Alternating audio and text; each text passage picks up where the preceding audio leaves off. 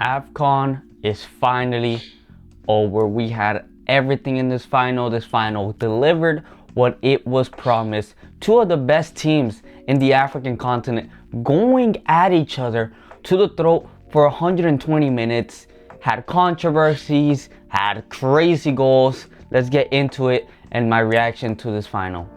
Now, once again, in terms of goals, I predicted that it would be a 2-1, and there was no 2-1, there was no 2 goals. This was actually the first time I believe that a final that Senegal was in had gotten a goal and not gone onto penalties. So my prediction was off, but it doesn't matter because, as I said, diving into the metrics and everything, it was an incredibly even game going down to the possession, 50-50 for both teams. And I'm gonna split this analysis in 2 parts because there was clearly 2 games getting played here. Before the first half, which was basically the 98 minutes that was played at the beginning, and then the 120 minutes of extra time. So as I said, the first 90, it was an incredibly even game, incredibly entertaining game, going from side to side. Bono and Mendy doing insane saves, especially Bono making some crazy saves from the Senegalese players. What I did notice was that Senegal was attacking a lot more on the Hakimi side because I believe he was caught off going up too high most of the times, and Masraoui was absolutely unplayable. I mean, you could not pass him. Senegalese just bypassed NDIA, and yeah, everything came from the Mane side. On the Senegalese side, of course, Koulibaly, the captain, had gotten a second yellow in that game against Egypt, and Diatta, actually their starting right back, got I believe a stomach ache and wasn't able to play the final, which was completely disappointing to be him because, I mean, you've been there the entire time and you get a stomach virus. But anyways, Morocco knew that, and the most effective attacks was on that left hand side for Morocco. Once again, Abde, a player that I've been impressed throughout this Afcon, caused mayhem on that left hand side. He was going crazy, absolutely taking on his man and beating him a lot of the times, but simply most of the times defensively, although he was facing some young right back in Mendy, who's only about 23 years old, was starting his first Afcon game, and Sarr, who is 20 years old and actually played quite well. Abde had like this 50-50 duel with them, and he simply wasn't able to get enough opportunities to make Morocco end up scoring. The first half was basically all Senegal. Senegal was heading at Morocco's goal. They were dominating the game. Morocco was kind of nervous. I don't know, but maybe the occasion was too big for them. And Senegal actually had a really good chance first in like about the 4th minute. Great cross came in, and Pape literally great header, back post, and Bono somehow is right there, the perfect time, the perfect place to stop that ball from going in. That was the first call. And then I believe Senegal, I believe Mane put this incredible ball onto NDIA, leaving NDIA one-on-one against Yacine Bono, and Bono, probably the goalkeeper of the tournament. Beautiful save with the legs. It could have been 1-0, it could have been 2-0 at that point. Bono had just been a wall. For Morocco, the most dangerous opportunity came into the 66th minute, where I think El Caboose is the one that puts in a beautiful ball.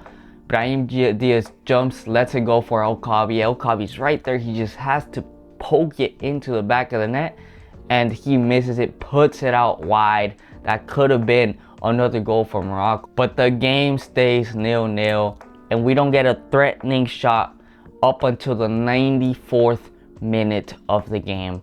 And if y'all saw the game, you know what's coming up. A cross came in from Senegal, and Sek is the player that hits the ball. He kind of does a little push motion with Hakimi, but they were both interlocked, and the ref calls a foul before the ball is even gone in. So the ball hits the post, it bounces into the area, and I don't know who puts it into the back of the net, but at that point it should have been 1-0. I don't know why the ref is calling it when you have to let the play go. You have VAR, you can check, you can review, and Hakimi just went down like if he got shot. It was insane how that was given a foul. It should I don't see a situation where that's a foul. It's a contact sport. You cannot go down that easily. Anyways, 94th minute, it should have been a goal for Senegal, and tensions are already rising because Senegal feel robbed, and rightly so. How are you gonna pull that move as a referee?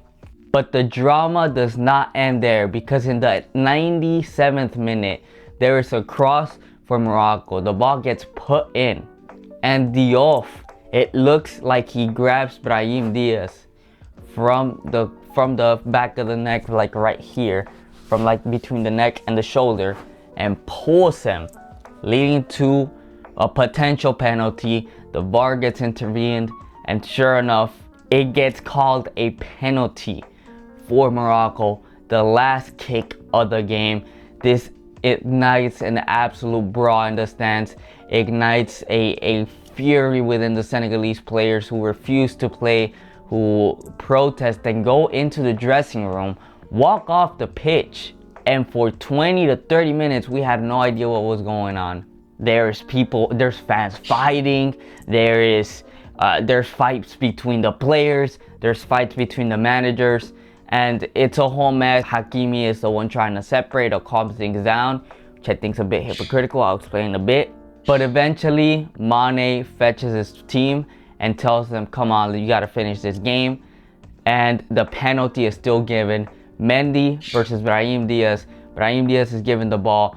It's the last kick of the game. Morocco could make history right now in a dirty way, but they could make history becoming a African champion after 50 years. So the weight of 50 years is on Brahim Diaz's shoulder. And what does he do? Shoots a Panenka.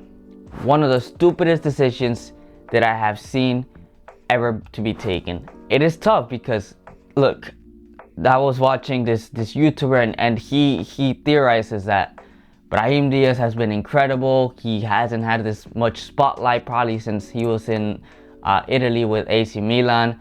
But with Madrid, he hasn't had this spotlight where he is considered one of the best, if not the best player in the competition.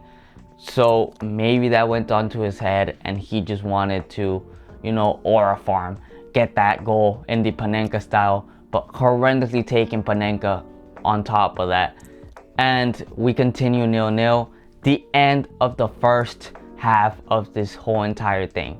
Now, we are into extra time, completely separated from the first half of this video. And Senegal are hungry. Senegal believe. Senegal, the biggest team in Africa, the strongest team in Africa. They've shown it, they've proved it. They want to win, and what a way. I mean, they start attacking, defending. Everybody is doing everything in their power to score them goals. And Senegal's the first to strike. Papa Gueye, off balance, tries to dribble through players. He starts falling, but he gets this rocket into the top of the net. If there was anything that was going to beat Yacine Bono, it was a rocket into the top corner. What a golazo by Papa Gueye. 1-0, and all of a sudden Morocco went from being the favorites to win this thing with honestly some help from the referee to being down 1 goal with only about 15 minutes to score.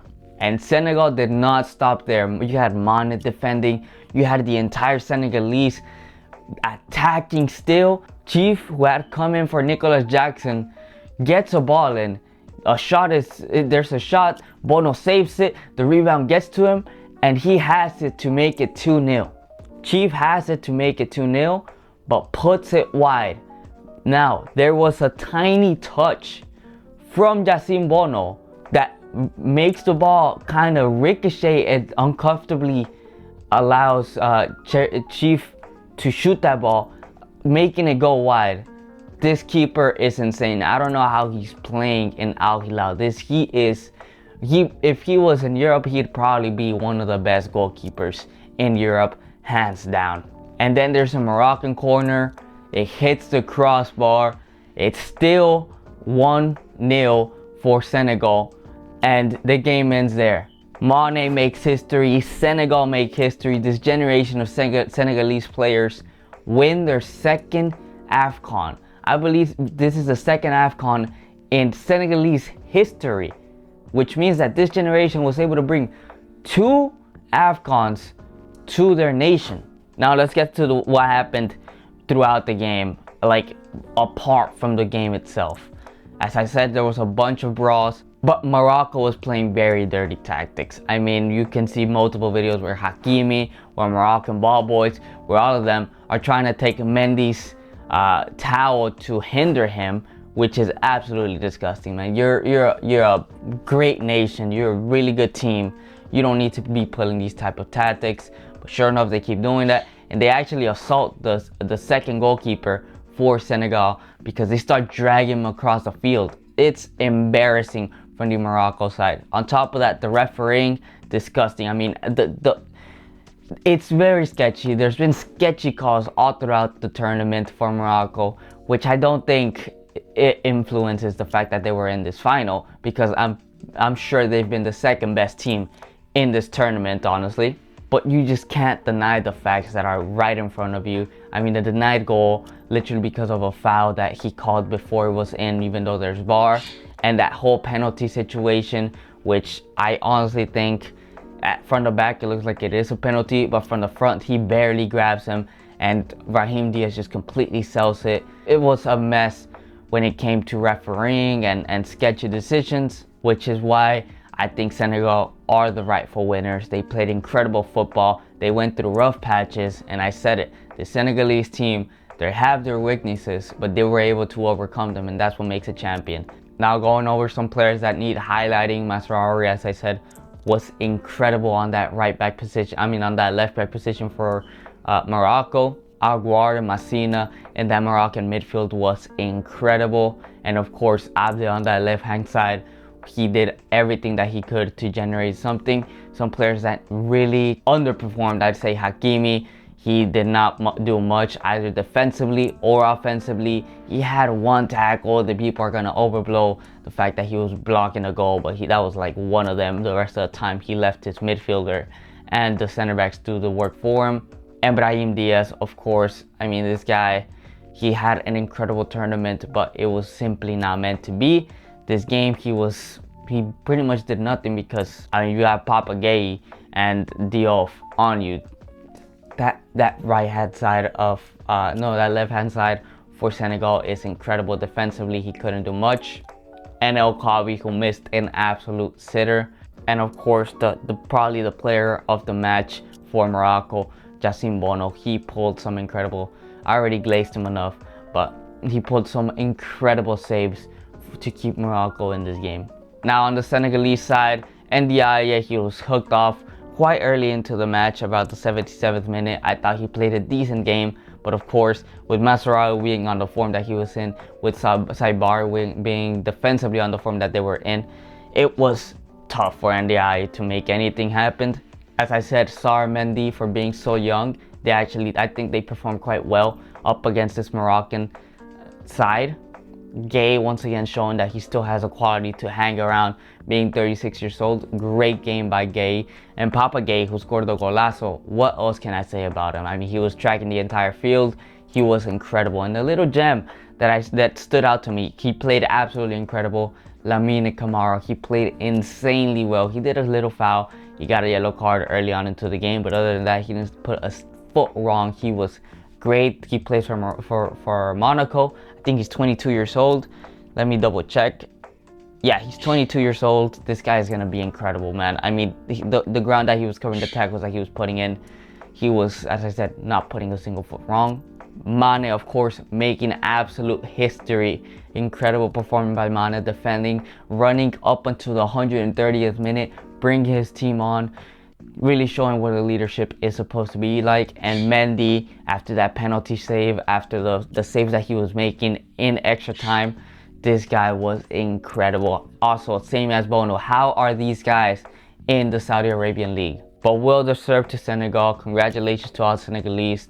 This was a well-deserved win. And on the Morocco hand, I mean, this is a young squad at the end of the day. And Morocco's still bringing in a lot of talent out of their academies. they're gonna have another shot, but they're gonna need to take advantage of that one shot once they get it again. But anyways guys, I hope you guys enjoyed, and I'll see you on the next video.